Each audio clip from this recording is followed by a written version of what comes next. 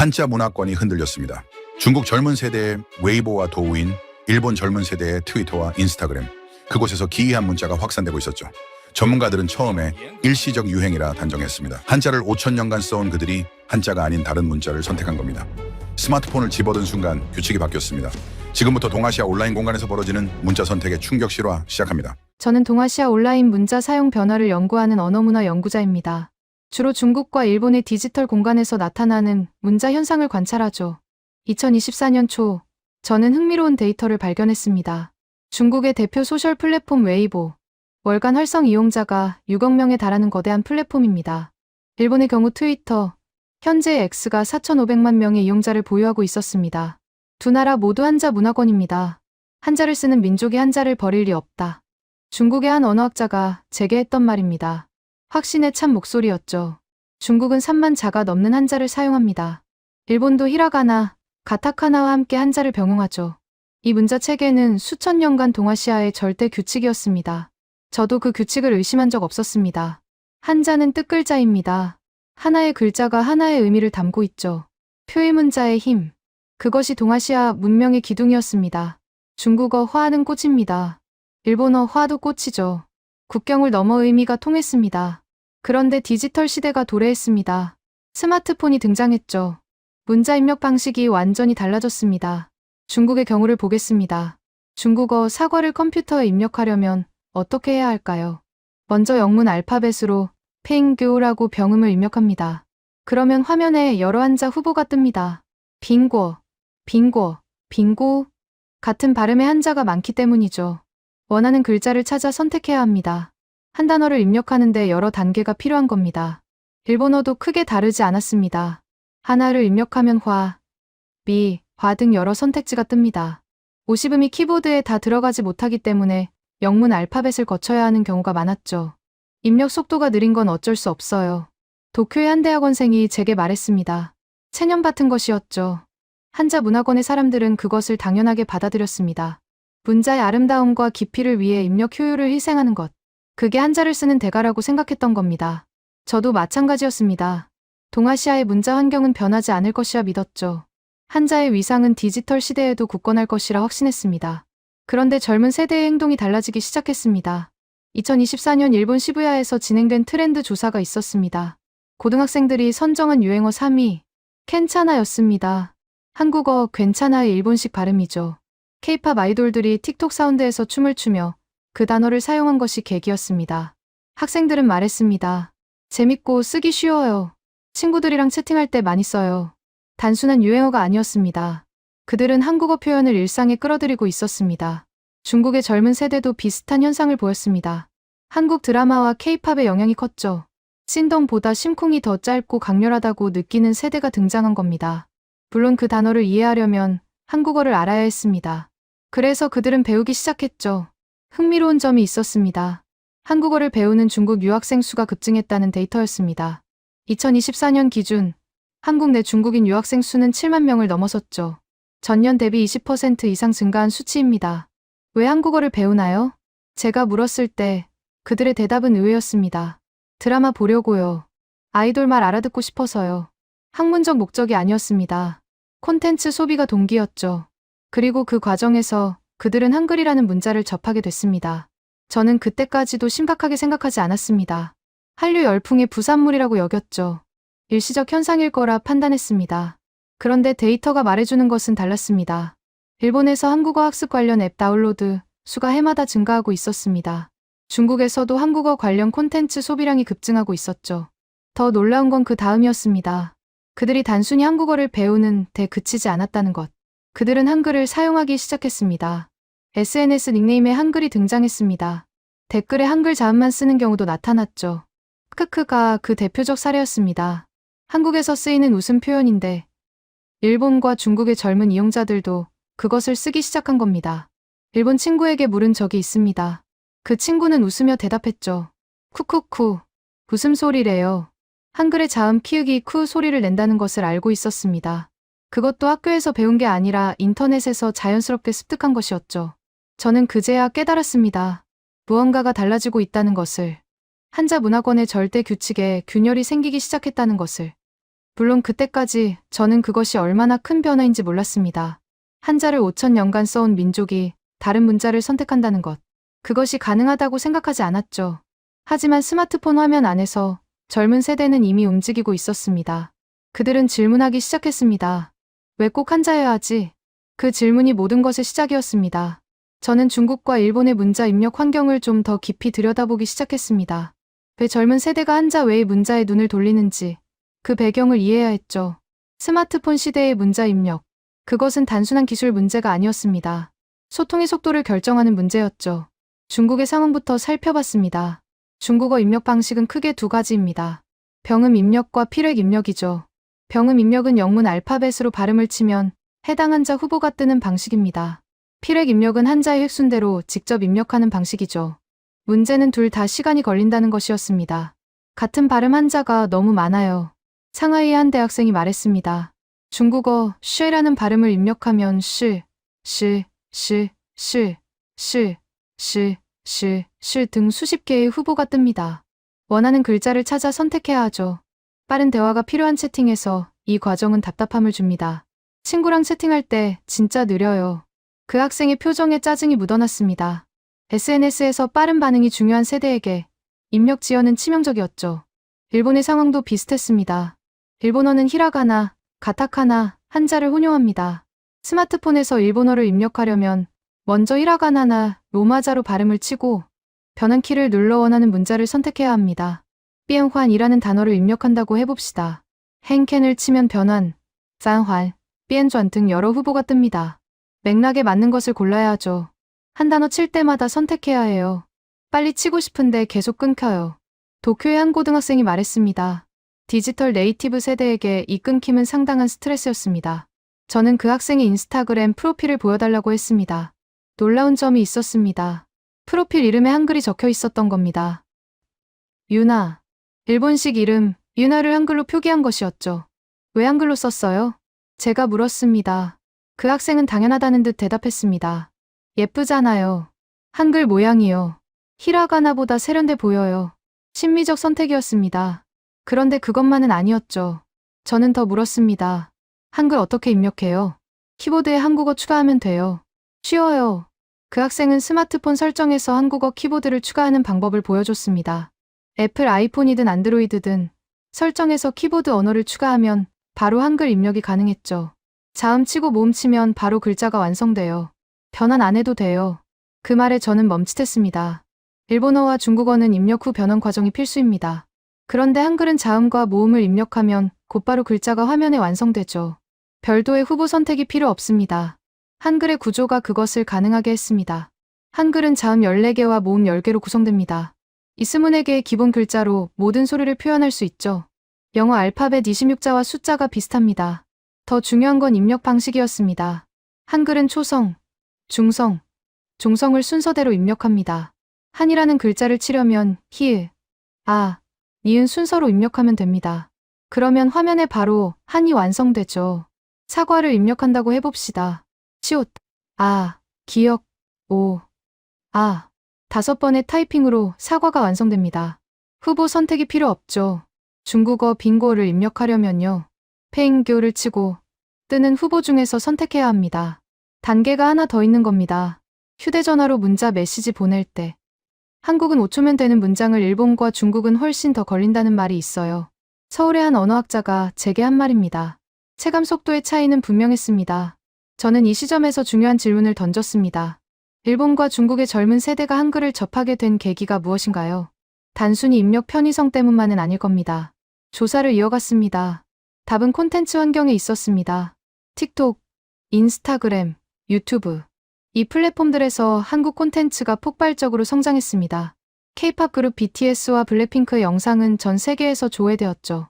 한국 드라마 오징어 게임은 넷플릭스에서 폭발적인 인기를 얻었습니다. 이 콘텐츠들을 소비하면서 해외 팬들은 한국어를 자연스럽게 접하게 됐습니다. 가사 속 한국어, 드라마 속 대사, 아이돌이 팬들에게 하는 인사말, 반복 노출이 학습 효과를 만들어냈죠. 처음엔 뜻도 몰랐어요. 그냥 따라했죠. 오사카의 한 K-팝 팬이 말했습니다. 그런데 자꾸 듣다 보니까 무슨 뜻인지 알게 됐어요. 의도하지 않은 언어 습득이 일어나고 있었습니다.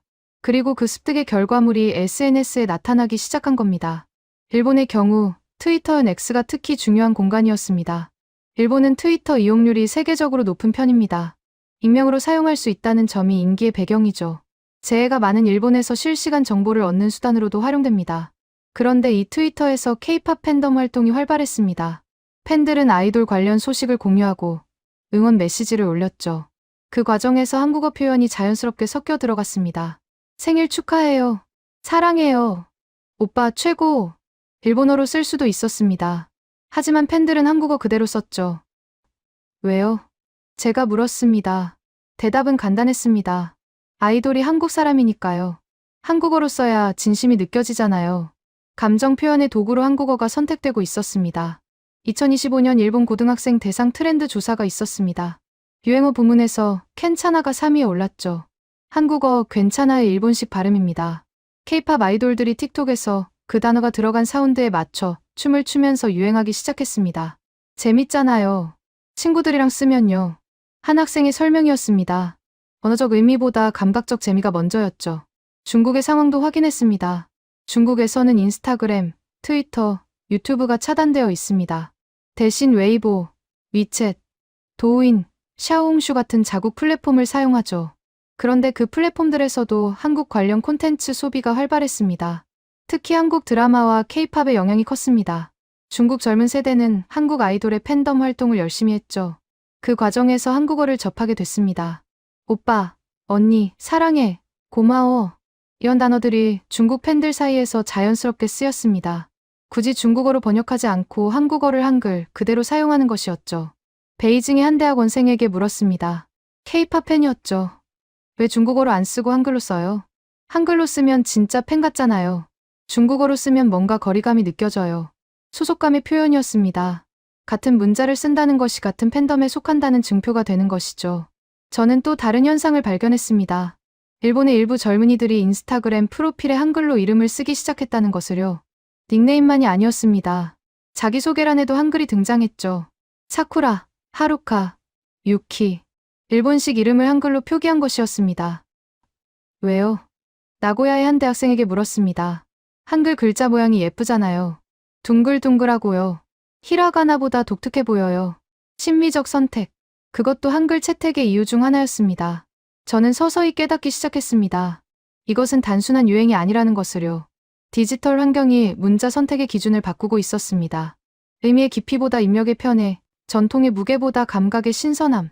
한자 문화권의 젊은 세대는 새로운 기준으로 문자를 평가하기 시작했습니다. 그리고 그 기준에서 한글은 의외의 경쟁력을 갖고 있었습니다. 자음과 모음을 조합해 입력하면 변환 없이 글자가 바로 완성되는 구조. 시각적으로 독특하고 세련된 글자 모양. K-팝이라는 강력한 콘텐츠와의 연결고리. 물론 이 시점에서 대다수의 전문가들은 여전히 회의적이었습니다. 일시적 현상이에요. 한류가 시들면 사라질 거예요. 저도 그 의견에 일부 동의했습니다. 하지만 데이터는 다른 방향을 가리키고 있었죠. 한국어를 배우는 중국 유학생 수가 급증하고 있었습니다. 2024년 기준 한국 내 중국인 유학생 수는 7만 명을 넘어섰죠. 전년 대비 20% 이상 증가한 수치입니다. 일본에서도 한국어 학습 관련 앱 다운로드 수가 해마다 증가하고 있었습니다. 무언가가 움직이고 있었습니다. 조용히, 그러나 분명하게요. 한자를 5,000년간 써온 민족들이 다른 문자에 눈을 돌리기 시작했습니다. 그들의 스마트폰 화면에 한글이 하나둘 등장하기 시작했죠. 저는 그때까지도 이것이 얼마나 큰 흐름인지 완전히 파악하지 못했습니다. 하지만 분명한 건 변화의 씨앗이 뿌려지고 있다는 것이었습니다. 그 씨앗이 어떻게 자라날지 저는 계속 지켜보기로 했습니다. 저는 현장을 직접 확인하기로 했습니다. 데이터만으로는 부족했죠. 일본과 중국의 젊은 세대가 실제로 어떻게 한글을 접하고 사용하는지 그 맥락을 이해해야 했습니다. 2024년 가을, 저는 도쿄 하라주쿠에 있었습니다. 젊은이들의 거리로 유명한 곳이죠. 거리를 걷다 보면 한국 관련 상점들이 눈에 띄었습니다. 한국 화장품 매장, 한국 음식점, 한국 아이돌 굿즈 가게. 한류의 흔적이 곳곳에 있었죠. 한 화장품 매장에 들어갔습니다. 10대 후반에서 20대 초반으로 보이는 여성들이 제품을 고르고 있었죠. 진열대에는 한국 브랜드 제품들이 가득했습니다. 이거 인기 많아요. 점원이 한 제품을 가리켰습니다. 한국 화장품 브랜드 푸이의 립 틴트였죠. 틱톡에서 엄청 유행했거든요. 고등학생들 사이에서요. 저는 그 자리에서 손님 한 명에게 말을 걸었습니다. 고등학생처럼 보였죠. 한국 화장품 좋아해요? 네. 색깔이 예뻐요. 일본 거랑 느낌이 달라요. 한국어 할 줄 알아요? 조금요. 아이돌 좋아해서 배웠어요. 그 학생은 스마트폰을 꺼내 보여줬습니다. 인스타그램 프로필이었죠. 이름란에 한글이 적혀 있었습니다. 미사키. 일본 이름을 한글로 표기한 것이었습니다. 왜 한글로 썼어요? 귀여우니까요. 친구들도 다 이렇게 해요. 저는 그 학생에게 더 물었습니다. 한글 어떻게 배웠어요? 유튜브요. 한국어 배우는 영상 많아요. 그리고 아이돌 라이브 방송 보면서요. 자막 보면서 따라 읽었어요. 체계적인 학습이 아니었습니다. 콘텐츠 소비 과정에서 자연스럽게 습득한 것이었죠. 학교에서 한국어 수업 들어요? 아니요. 그냥 혼자 배웠어요. 친구들이랑 같이요. 또래 문화 속에서 한국어가 퍼지고 있었습니다. 공식 교육이 아니라 자발적 학습이었죠. 저는 하라주쿠 거리를 더 걸었습니다. 한 굿즈 매장 앞에 줄이 서 있었습니다. 한국 캐릭터 에스더 버니 팝업 스토어였죠. 분홍색 토끼 캐릭터가 매장 전면을 장식하고 있었습니다. 줄을 서고 있는 학생들에게 말을 걸었습니다. 이 캐릭터 좋아해요? 네. 너무 귀여워요. 한국에서 온 캐릭터예요. 한국 캐릭터가 일본에서 인기 있어요? 요즘 엄청 인기 있어요. 가방에 인형 달고 다니는 애들 많아요. 2025년 일본 고등학생 대상 트렌드 조사에서 에스더 버니가 캐릭터 부문 1위를 차지했습니다. 일본의 전통 강자 살리오 캐릭터들을 제치고요. 한국 거니까 더 좋아요? 한국 거라서 좋은 건 아니고요. 그냥 예뻐서요. 근데 한국 거라고 하면 뭔가 세련된 느낌이 있어요. 세련된 느낌이라는 표현이 인상적이었습니다. 한국이라는 이미지 자체가 긍정적 가치를 갖게 된 것이죠. 저는 도쿄를 떠나 오사카로 이동했습니다. 그곳에서 K-팝 팬 모임에 참여할 기회가 있었죠. 카페 한쪽에 10여 명의 젊은 여성들이 모여 있었습니다. 모두 20대 초반이었죠. 테이블 위에는 아이돌 포토카드와 굿즈가 놓여 있었습니다. 오늘 새 앨범 나왔어요. 한 명이 흥분한 목소리로 말했습니다. 다른 이들이 환호했죠. 앨범 제목이 뭐예요? 제가 물었습니다. 한국어로 되어 있어요. 잠깐만요. 그 팬이 스마트폰을 꺼내 앨범 커버를 보여줬습니다. 한글로 제목이 적혀 있었죠. 이거 읽을 수 있어요? 네. 읽을 수 있어요. 어떻게 배웠어요? 처음엔 그냥 모양만 외웠어요. 이 글자는 이렇게 발음한다. 이런 식으로요. 그러다 보니까 자연스럽게 읽게 됐어요. 음절 단위로 글자를 익힌 것이었습니다. 한글의 구조가 그것을 가능하게 했죠. 자음과 모음의 조합이 규칙적이기 때문에 기본 원리만 알면 새로운 글자도 읽을 수 있습니다. 한자보다 쉬워요. 훨씬 쉬워요. 한자는 글자마다 다 외워야 하잖아요. 한글은 규칙만 알면 돼요. 그 말에 다른 팬들도 동의했습니다. 맞아요. 한글은 며칠이면 읽을 수 있어요. 저도 일주일 만에 기본은 다 배웠어요. 한글의 학습 용이성이 확산의 동력이 되고 있었습니다. 저는 한 가지 더 물었습니다. 아이돌한테 메시지 보낼 때 뭐라고 써요? 한국어로 써요. 사랑해요. 보고 싶어요. 항상 응원해요. 이런 거요. 일본어로 안 써요? 가끔 쓰기도 하는데요. 한국어로 쓰면 아이돌이 바로 읽을 수 있잖아요. 번역 안 해도 되니까요. 소통의 직접성. 그것이 한국어 사용의 동기였습니다. 팬과 아이돌 사이의 언어 장벽을 없애고 싶은 마음이죠. 저는 중국 쪽 상황도 확인하기 위해 온라인 조사를 이어갔습니다. 직접 방문은 어려웠지만 중국 유학생들을 인터뷰할 수 있었죠. 서울에서 만난 중국인 유학생 류웨이. 베이징 출신의 23세 여성이었습니다. 한국 오기 전에 한국어 배웠어요? 조금요. 드라마 보면서요. 어떤 드라마요? 많이 봤어요.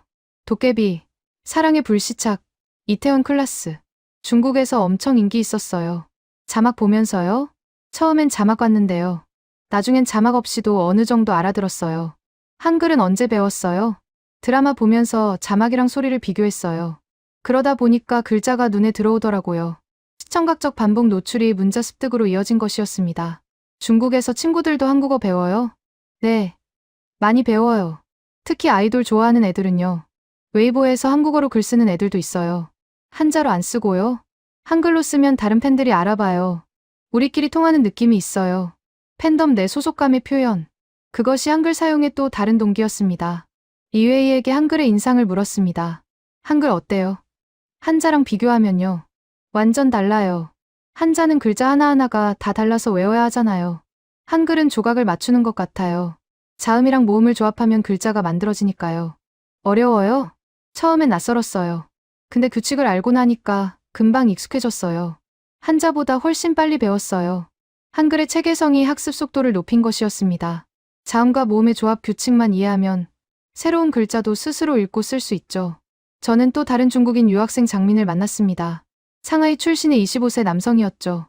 케이팝이 아니라 한국 드라마 때문에 한국어를 배웠다고 했습니다. 드라마 보면서 한국어 대사가 귀에 들어오기 시작했어요. 예를 들면요. 괜찮아. 고마워. 미안해. 이런 짧은 표현들이요. 그걸 직접 쓰기도 해요? 네. 친구들이랑 채팅할 때요. 재미로요. 중국어로 쓰면 되잖아요. 한국어로 쓰면 뭔가 달라요. 느낌이 다르다고 해야 하나. 드라마에서 들은 그 느낌 그대로 쓰고 싶은 거예요. 감정의 뉘앙스를 살리고 싶은 욕구. 번역으로는 전달되지 않는 무언가가 있다는 것이죠. 저는 점점 더 명확하게 보이기 시작했습니다. 일본과 중국의 젊은 세대가 한글을 접하는 경우는 다양했지만 공통점이 있었습니다. 첫째, 콘텐츠가 시작점이었습니다. K-팝, 드라마, 영화, 한국 콘텐츠를 소비하면서 한국어를 자연스럽게 접하게 됐죠. 둘째, 자발적 학습이었습니다. 학교 교육이나 공식 프로그램이 아니라 유튜브나 앱을 통해 스스로 배웠습니다. 셋째, 또래 문화 속에서 확산됐습니다. 친구들이 쓰니까 나도 쓴다. 팬덤 안에서 한국어가 소통의 언어가 됐죠. 넷째, 한글의 학습 용이성이 확산을 가속화했습니다. 한자와 달리 규칙만 알면 빠르게 익힐 수 있다는 점이 진입 장벽을 낮췄죠. 이 네 가지 요소가 결합되면서 한자 문화권의 젊은 세대 사이에서 한글이 조용히 퍼져나가고 있었습니다. 물론 아직은 소수였습니다. 전체 인구에서 보면 극히 일부였죠. 하지만 그 소수가 움직이기 시작했다는 것. 그것이 중요했습니다. 변화는 언제나 소수에서 시작됩니다. 그 소수가 다수에게 영향을 미치기 시작하면 흐름이 바뀌죠. 저는 그 흐름의 시작을 목격하고 있었습니다. 저는 시야를 더 넓히기로 했습니다. 일본과 중국만의 현상인지 아니면 더 넓은 범위에서 일어나는 일인지 확인하고 싶었죠. 동남아시아로 눈을 돌렸습니다. 인도네시아, 태국, 베트남, 필리핀. 이 지역들에서도 한류의 영향이 강하다는 것은 알려진 사실이었습니다. 그런데 한글 사용까지 나타나고 있을까요? 인도네시아의 한 연구자와 연락이 닿았습니다. 자카르타 소재대학에서 언어학을 연구하는 분이었죠. 인도네시아 젊은 세대도 한글에 관심이 있나요? 네. 상당히 많아요. K-팝 팬덤이 워낙 크거든요. 인도네시아는 세계에서 K-팝 팬덤이 가장 큰 국가 중 하나입니다. BTS, 블랙핑크 등 주요 그룹의 팬 수가 수백만 명에 달하죠. 그들이 한글을 배우나요? 배우는 사람이 많아요. 유튜브 영상으로 독학하는 경우가 대부분이에요. 왜 배우는 거죠? 아이돌의 말을 직접 알아듣고 싶어서요. 자막 없이 라이브 방송을 보고 싶다고 해요. 콘텐츠 소비의 깊이를 더하려는 욕구. 일본과 중국에서 본 것과 같은 패턴이었습니다. 태국에서도 비슷한 현상이 나타나고 있었습니다. 방콕의 한 대학생과 화상 인터뷰를 했죠. 한국어 배운 지 얼마나 됐어요? 2년 정도요. 왜 배우기 시작했어요? 드라마 때문이에요. 자막으로 보다가 원어로 듣고 싶어졌어요. 한글 읽을 수 있어요? 네. 읽을 수 있어요. 쓰기도 어느 정도 해요. 태국어랑 비교하면 어때요? 완전 달라요. 태국어는 성조가 있잖아요. 한글은 성조가 없어서 발음하기 쉬워요. 그리고 글자 모양이 규칙적이에요. 한글의 체계성이 다시 한번 언급됐습니다. 자음과 모음의 조합 규칙이 명확해서 학습이 용이하다는 것이죠. 저는 유럽 쪽도 확인했습니다. 프랑스 파리의 한국문화원 관계자와 통화할 기회가 있었죠. 프랑스에서 한국어 학습 수요가 어느 정도예요? 최근 몇 년간 급증했어요. 특히 젊은 층에서요. 어떤 계기로요? K-팝이 가장 크고요. 드라마, 영화도 영향이 있어요. 봉준호 감독의 기생충이 아카데미 작품상을 받은 이후로 관심이 더 높아졌어요. 한글 학습도 포함되나요? 물론이죠. 한국어를 배운다는 건 한글을 배운다는 뜻이니까요. 프랑스인들이 한글을 어떻게 느끼나요?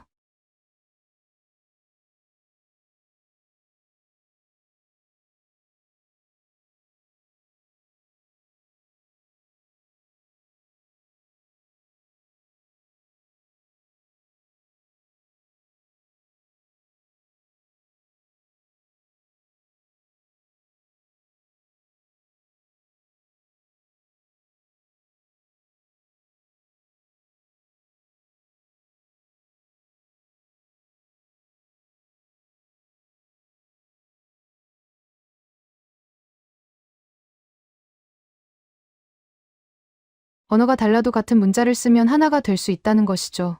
한글 어떻게 입력해요? 키보드에 한국어 추가하면 돼요. 쉬워요. 스마트폰 설정에서 한국어 키보드를 추가하는 것은 전 세계 어디서나 가능합니다. 애플 아이폰이든 안드로이드든 몇 번의 터치로 한글 입력이 가능해지죠. 한글 읽을 줄 알아요? 조금요. 아이돌 이름이랑 기본 단어는 알아요. 완벽한 한국어 구사가 아니었습니다. 하지만 한글이라는 문자 자체를 인식하고 기본적인 읽기가 가능한 수준. 그 정도의 문해력을 가진 사람들이 전 세계에 퍼져 있었습니다. 저는 이 현상의 규모를 가늠해 보려 했습니다. 정확한 수치를 파악하기는 어려웠지만 몇 가지 지표가 있었죠. 유튜브에서 한글 배우기 관련 영상의 조회수가 수천만 건에 달했습니다. 영어, 스페인어, 포르투갈어, 인도네시아어 등 다양한 언어로 된 한글 학습 콘텐츠가 있었죠. 듀오링고 같은 언어 학습 앱에서 한국어는 인기 언어 상위권에 올라 있었습니다. 특히 미국과 유럽에서 한국어 학습자 수가 급증했죠. 한국어 능력 시험 토픽 응시자 수도 해마다 증가하고 있었습니다. 전 세계 80여 개국에서 시험이 시행되고 있었죠. 저는 다시 동아시아로 시선을 돌렸습니다. 일본과 중국의 상황이 다른 지역과 어떻게 다른지 비교하고 싶었죠. 결정적인 차이가 있었습니다. 일본과 중국은 한자 문화권이라는 점이었죠. 동남아시아나 유럽의 학습자들에게 한글은 완전히 새로운 문자입니다. 그들이 사용하는 문자 체계와 전혀 다르죠. 그래서 한글을 배우는 것은 새로운 세계를 여는 것과 같습니다. 반면 일본과 중국의 학습자들에게 한글은 다른 의미를 갖습니다. 그들은 이미 한자라는 복잡한 문자 체계를 알고 있죠. 한글은 그것과 대비되는 문자입니다. 더 간결하고 더 규칙적인 문자. 한자랑 비교하면 한글이 훨씬 쉬워요. 이 말을 일본과 중국의 학습자들에게서 반복적으로 들었습니다. 한자의 복잡함을 경험한 사람들이기에 한글의 체계성을 더 강하게 느끼는 것이죠. 그리고 또 하나의 차이가 있었습니다. 지리적 근접성이죠. 일본과 중국은 한국과 이웃 나라입니다. 비행기로 2~3시간이면 오갈 수 있죠. 그래서 한국 문화에 대한 접근성이 높습니다. 한국 여행, 한국 음식, 한국 상품. 일상 속에서 한국을 접할 기회가 많죠. 이 근접성이 한글 학습의 실용성을 높입니다. 배운 것을 실제로 사용할 기회가 많다는 뜻이죠. 저는 한 가지 가설을 세웠습니다. 일본과 중국에서 나타나는 한글 사용 현상은 단순한 한류 열풍의 부산물이 아니라는 것. 한자 문화권 내에서의 문자 선택에 관한 구조적 변화의 시작일 수 있다는 것. 물론 이것은 아직 가설에 불과했습니다. 검증이 필요했죠. 하지만 데이터는 그 방향을 가리키고 있었습니다. 전 세계적으로 한글에 대한 관심이 높아지고 있었습니다. 그 중에서도 한자 문화권인 일본과 중국의 움직임이 특히 주목할 만했죠. 한자를 수천 년간 써온 민족들이 다른 문자에 눈을 돌리고 있었습니다. 그것도 자발적으로, 열정적으로요. 이것이 일시적 유행에 그칠지 아니면 더 큰 변화로 이어질지 저는 계속 지켜보기로 했습니다. 하지만 한 가지는 분명했습니다. 한글이라는 문자가 국경을 넘어 확산되고 있다는 것. 그리고 그 확산의 중심에 디지털 환경과 콘텐츠가 있다는 것. 문자의 힘은 그것을 사용하는 사람들의 수에서 나옵니다. 한글을 읽고 쓸 수 있는 사람들이 전 세계에 늘어나고 있었습니다. 그 숫자가 어디까지 갈지 아무도 몰랐습니다. 하지만 방향은 분명했죠. 위를 향하고 있었습니다. 저는 한글이 왜 이렇게 빠르게 퍼지는지 근본적인 이유를 파악하고 싶었습니다. 콘텐츠의 힘만으로는 설명이 부족했죠. 다른 나라의 콘텐츠도 인기를 얻지만 그 나라의 문자까지 배우려는 사람은 드뭅니다. 일본 애니메이션이 전 세계적으로 인기입니다. 하지만 히라가나와 가타카나를 배우는 외국인은 상대적으로 적죠. 중국 영화도 세계적으로 알려져 있습니다. 하지만 한자를 배우려는 외국인은 그 인기에 비해 많지 않습니다. 왜 한글은 다를까요? 저는 문자학 전문가들을 찾아다녔습니다. 서울의 한 대학에서 한글 연구를 하는 교수를 만났죠. 한글이 다른 문자와 다른 점이 뭔가요? 가장 큰 차이는 창제 원리가 명확하다는 겁니다. 교수는 설명을 이어갔습니다. 세계 대부분의 문자는 오랜 세월에 걸쳐 자연스럽게 발전했어요. 누가 만들었는지, 언제 만들어졌는지 모르는 경우가 많죠. 그런데 한글은 달라요. 세종대왕이 1443년에 창제했고 1446년에 훈민정음이라는 이름으로 반포했죠. 창제자, 창제 시기, 창제 원리가 모두 기록되어 있는 유일한 문자예요. 창제 원리가 뭔가요? 발음 기관의 모양을 본떠서 자음을 만들었어요. 예를 들어 기역은 혀뿌리가 목구멍을 막는 모양을 본뜬 거예요. 니은은 혀가 위신몸에 닿는 모양이고요. 모음은 하늘, 땅, 사람을 상징하는 세 가지 기본 요소로 만들었죠. 그게 학습에 어떤 영향을 주나요? 규칙성이 높아져요. 글자 모양과 소리 사이에 논리적 연결이 있으니까 원리를 이해하면 새로운 글자도 유추할 수 있죠. 무작정 외우는 게 아니라 이해하면서 배울 수 있어요. 저는 이 설명을 일본과 중국의 문자와 비교해봤습니다. 한자는 표의 문자입니다. 글자 하나가 하나의 뜻을 담고 있죠. 샤는 산, 쉐는 물. 그런데 글자 수가 너무 많습니다. 기본적인 의사소통을 위해서도 수천 개의 한자를 외워야 하죠. 일본어의 히라가나와 가타카나는 음절 문자입니다. 글자 하나가 하나의 음절을 나타내죠. 아는 아, 이는 이. 글자 수는 각각 46개로 한자보다 적습니다. 하지만 일본어는 이것만으로 부족해요. 한자를 병용해야 하죠. 한글은 음소 문자입니다. 글자 하나가 하나의 소리를 나타내죠. 그런데 단순한 음소 문자가 아닙니다. 자음과 모음을 모아서 음절 단위로 쓰는 모아쓰기 방식을 취하죠. 한글의 독특한 점이 바로 그거예요. 교수가 강조했습니다. 음소 단위로 분석되면서도 음절 단위로 인식돼요. 읽을 때는 음절 단위로 빠르게 파악하고 쓸 때는 음소 단위로 정확하게 입력할 수 있죠. 두 가지 장점을 다 갖고 있는 거예요. 이것이 디지털 환경에서 어떤 의미를 갖는지 물었습니다. 컴퓨터나 스마트폰에서 문자를 입력할 때 한글은 매우 효율적이에요. 자음과 모음을 순서대로 치면 글자가 자동으로 조합되거든요. 별도의 변환 과정이 필요 없죠. 한자는요? 한자는 변환이 필수예요. 발음을 입력하고 후보 중에서 선택해야 하죠. 같은 발음의 한자가 많으니까 선택 과정이 번거로워요. 일본어는요? 일본어도 비슷해요. 히라가나로 입력하고 한자로 변환하는 과정이 필요하죠. 저는 이 차이를 직접 체험해보기로 했습니다.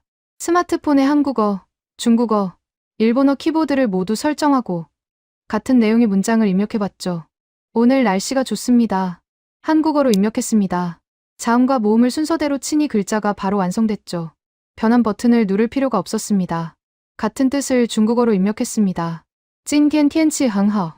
병음으로 찐 차엔 차엔 그헨 헤어를 치니 후보 한자들이 떴죠.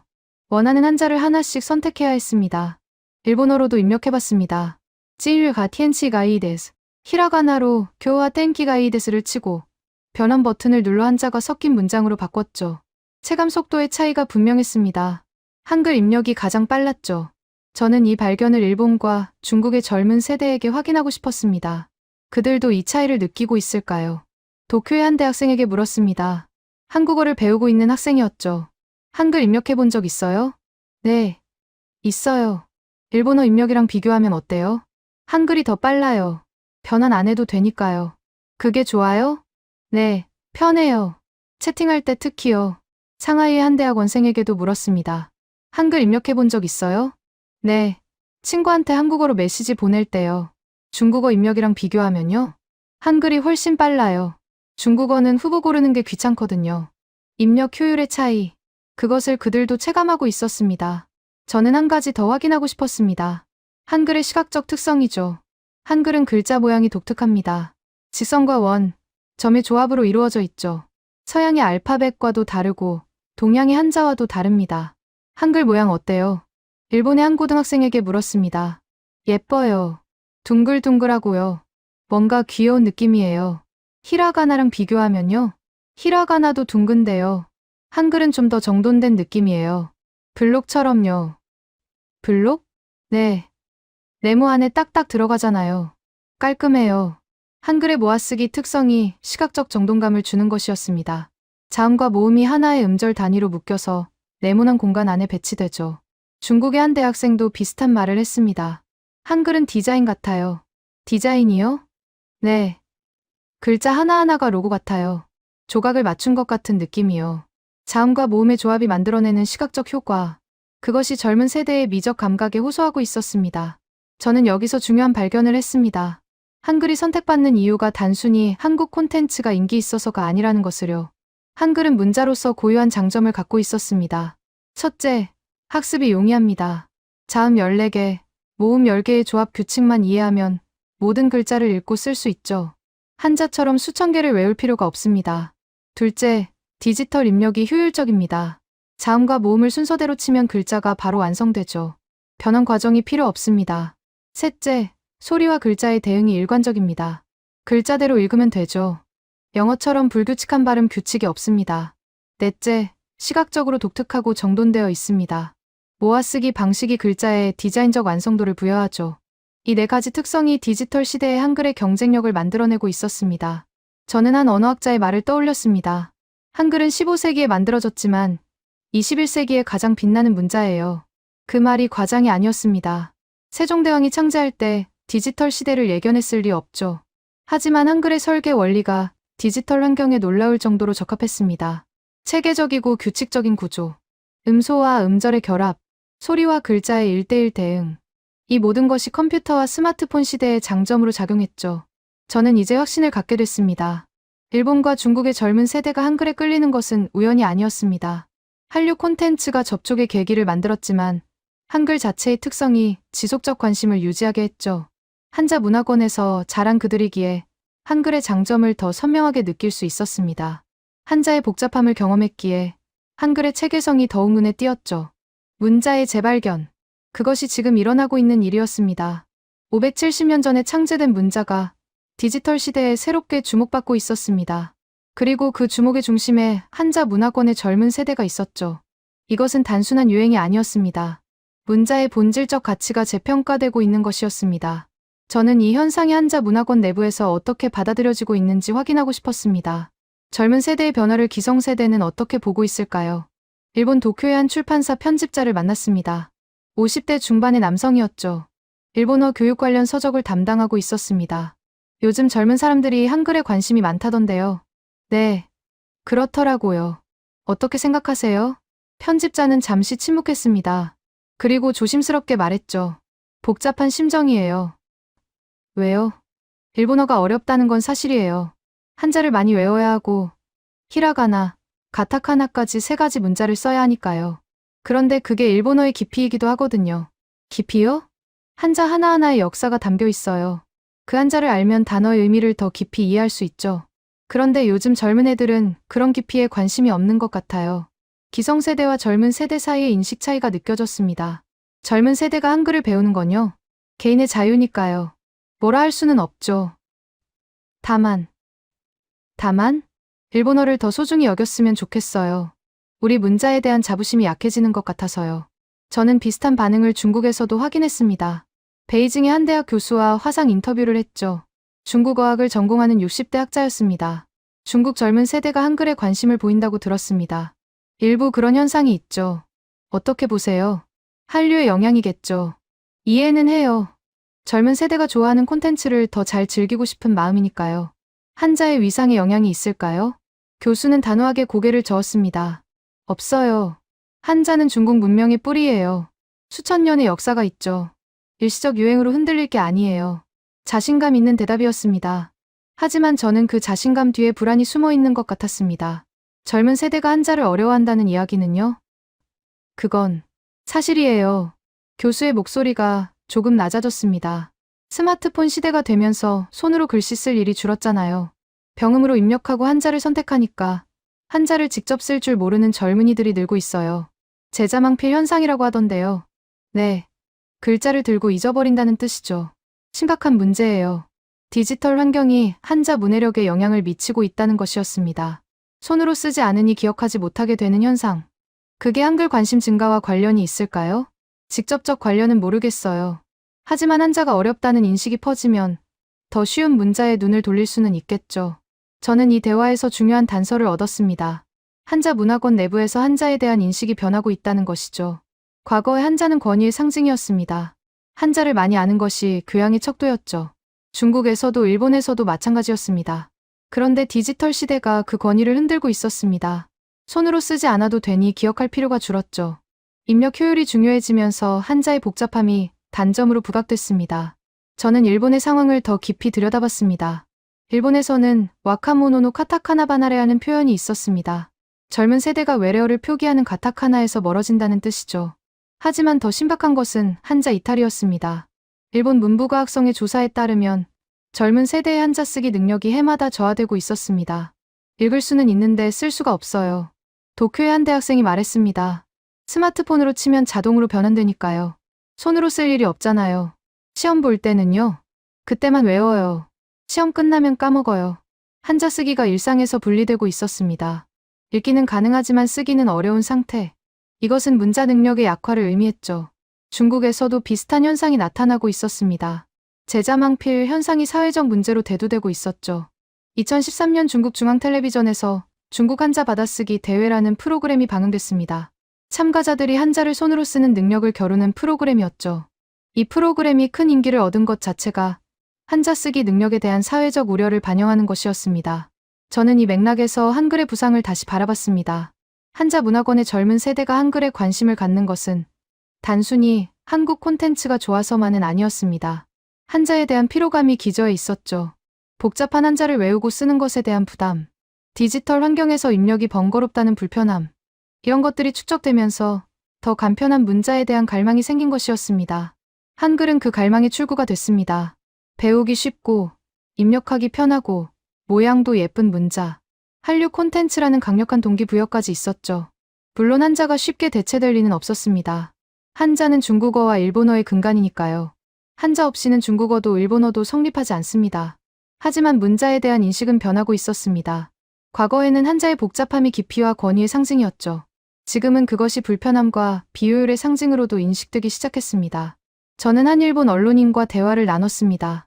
문화부 기자로 일하는 40대 남성이었죠. 일본에서 한글 열풍에 대한 반응이 어때요? 이중적이에요. 이중적이요? 한편으로는 한류가 인기 있다는 걸 인정하죠. 경제적으로도 문화적으로도 무시 못하니까요. 하지만 다른 한편으로는 불편한 감정이 있어요. 어떤 불편함이요? 일본이 문화 수출국이었잖아요. 애니메이션, 게임, 음악, 아시아에서 일본 문화가 선망의 대상이었죠. 그런데 지금은 한국에 밀리고 있다는 느낌이 있어요. 문자 선택과도 관련이 있나요? 간접적으로요. 젊은 애들이 일본어보다 한국어에 관심을 갖는다는 건 일본 문화의 매력이 상대적으로 약해졌다는 뜻이니까요. 문화적 자존심의 문제였습니다. 문자 선택이 문화적 선호를 반영한다는 것이죠. 중국에서도 비슷한 반응이 있었습니다. 한류에 대한 경계심이 일부 존재했죠. 중국 젊은이들이 한국 문화에 빠져 있다는 건 좀 걱정돼요. 베이징의 한 학부모가 말했습니다. 고등학생 딸을 둔 40대 여성이었죠. 왜요? 중국 문화도 훌륭한데 애들이 그걸 모르는 것 같아요. 한국 아이돌은 다 아는데 중국 전통 문화는 관심이 없어요. 한글 배우는 건요? 취미로 배우는 건 괜찮아요. 근데 중국어 공부는 안 하면서 한국어만 열심히 하면 좀. 세대 간 갈등의 요소가 있었습니다. 기성세대는 전통 문화와 자국어에 대한 자부심을 강조했고 젊은 세대는 자신이 좋아하는 것을 추구했죠. 저는 이 갈등이 문자 선택의 문제로 표면화되고 있다고 느꼈습니다. 한자는 동아시아 문명의 상징입니다. 수천 년간 중국, 일본, 한국, 베트남을 연결했던 문자죠. 한자를 공유한다는 것은 문명권을 공유한다는 의미였습니다. 그런데 지금 젊은 세대는 그 공유에서 이탈하는 움직임을 보이고 있었습니다. 한자가 아닌 다른 문자, 특히 한글에 관심을 갖기 시작한 것이죠. 이것은 단순한 취미의 문제가 아니었습니다. 문화적 정체성의 문제였죠. 물론 아직은 소수의 현상이었습니다. 대다수의 일본인과 중국인은 여전히 자국어와 자국 문자를 당연하게 사용하고 있었죠. 한글에 관심을 갖는 사람은 전체에서 보면 일부에 불과했습니다. 하지만 그 일부가 젊은 세대에 집중되어 있다는 것이 중요했습니다. 젊은 세대는 미래이니까요. 그들의 선택이 앞으로의 방향을 결정하죠.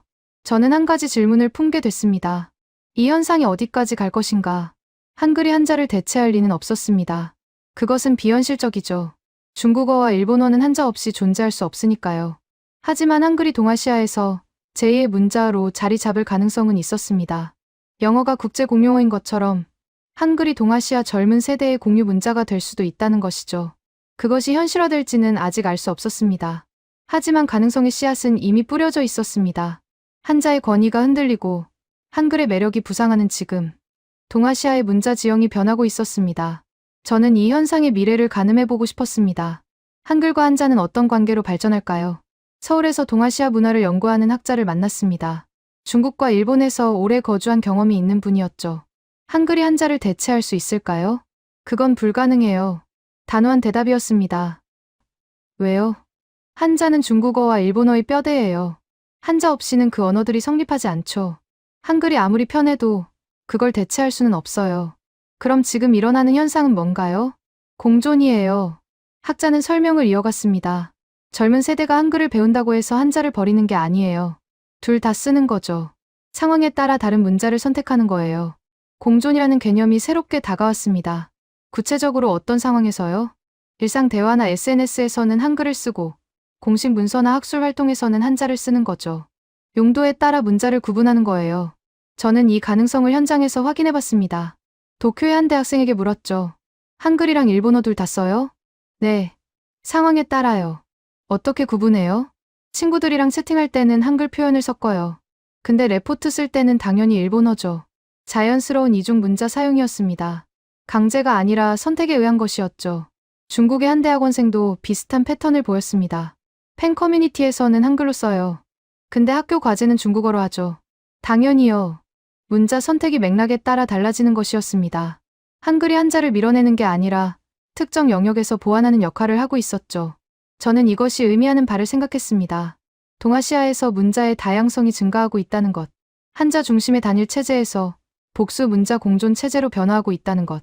이 변화의 중심에 한글이 있었습니다. 한자 문화권의 젊은 세대가 선택한 또 하나의 문자로서요. 물론 한글의 위상이 한자와 동등해질 리는 없었습니다. 한자는 여전히 중국어와 일본어의 근간이니까요. 하지만 한글이 동아시아 젊은 세대의 공유 문자로 부상할 가능성은 열려 있었습니다. K-팝 팬들이 국경을 넘어 한글로 소통하는 것. 그것이 작은 시작일 수 있었습니다. 저는 한 가지를 깨달았습니다. 문자는 고정된 것이 아니라는 것을요.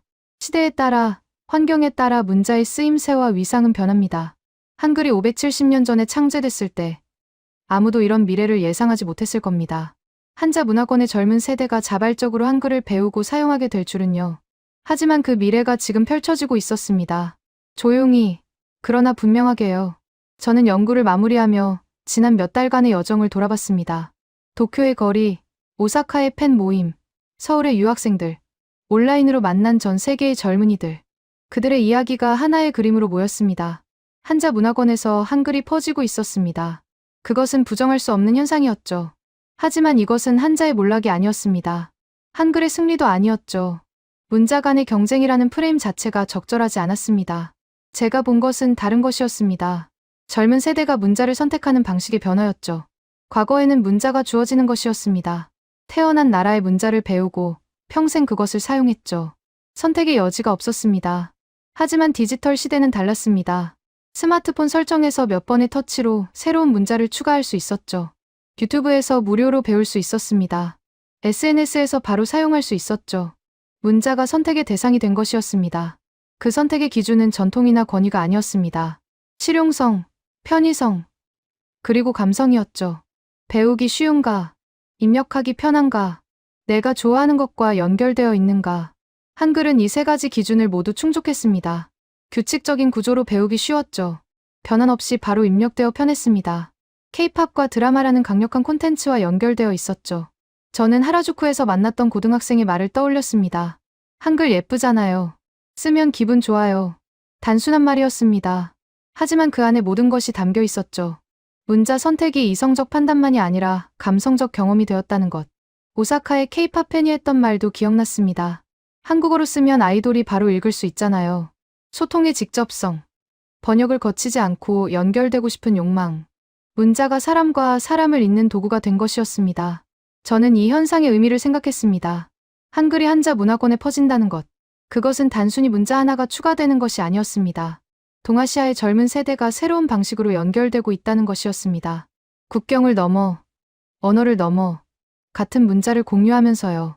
일본의 팬이 한글로 응원 메시지를 씁니다. 중국의 팬이 같은 한글 해시태그를 사용하죠. 한국의 아이돌이 그것을 읽고 반응합니다. 문자가 세 나라의 젊은이들을 하나로 연결하는 것이었습니다. 570년 전 세종대왕이 한글을 창제했을 때 이런 미래를 상상했을까요?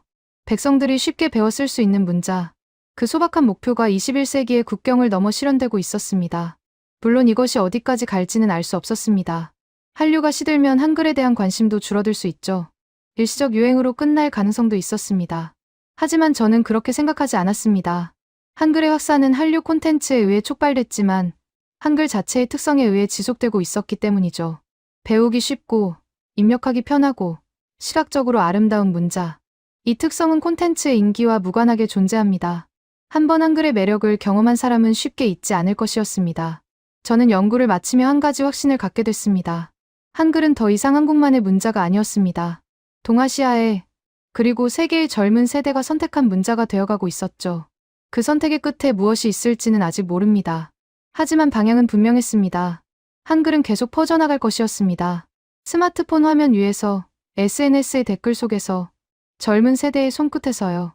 문자가 세대를 잇고 국경을 넘고 새로운 연결을 만들어가고 있었습니다. 저는 그 연결의 한가운데에서 변화의 시작을 목격했습니다.